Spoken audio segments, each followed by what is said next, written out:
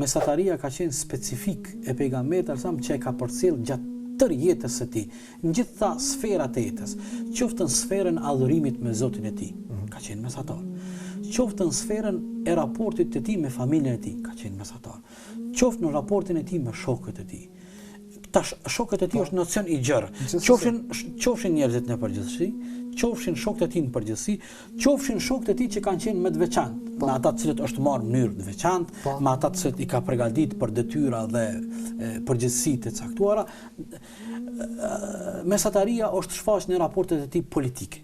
Nëse tashmoj me përdor këtë fjalor, do të thotë shkëmbimet e komunikimin që e ka shkëmbyme me mbretërit e asaj kohe, me kundërshtarët e tij në Mekë.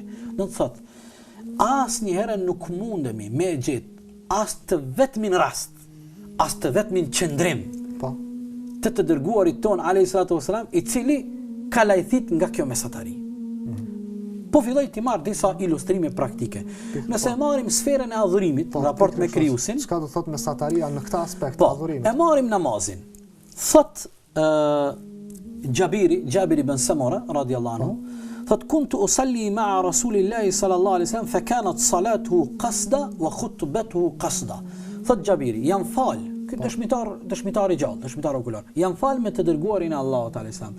Namazi i tij ishte mesatar, khutbeja, ligjërata e tij e xhumos ishte mesatare. Çka i bën mesatar, do të thotë as nuk ishte i gjatë namazi, nuk e ka stërz gjatë, as nuk e falte namazin me nguti. As nuk ishte i shkurt as i gjatë, Unë kisha preferuar me thon me nguti. Nuk kisha preferuar me thon i shkurt, për arsye se tash ky namazi i shkurt tek njerëzit mund të jetë i ndryshëm. Por dikon mund të jetë kush mund ta kuptojë ndryshe. Mirë, nuk e ka fal namazin me nguti, atëherë mendoj që kur themi nuk e ka fal namazin me nguti, atëherë të gjithë e dinë çka është ngutia. Do të thotë, i dërguari i Allahut nuk e ka stërzgjat, as nuk e ka zgjat namazin. Nuk e ka fal namazin me nguti.